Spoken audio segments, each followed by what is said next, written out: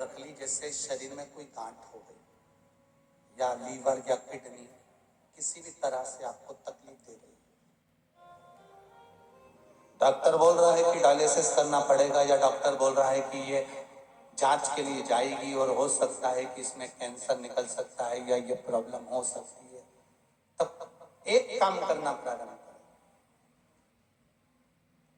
कुशोदक जल शिव जी को चढ़ाना प्रारंभ करें। एक जल के पात्र में कुश डालना। क्या डालना है? कुश।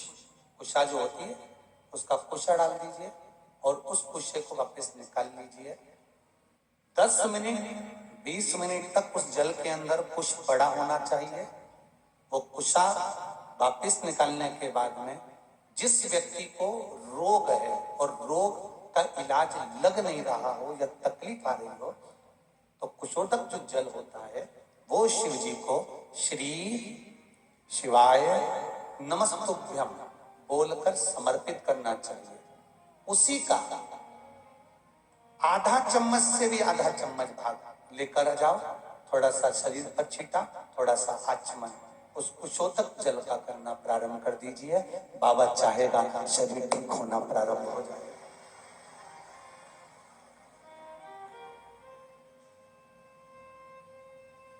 शिव को समर्पित करा गया है।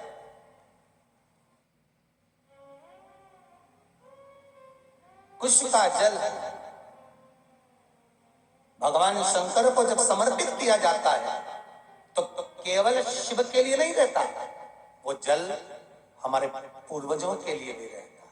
उसका लाभ हमारे पूर्वज ही हमें प्रदान करते हैं, केवल शिव के लिए नहीं।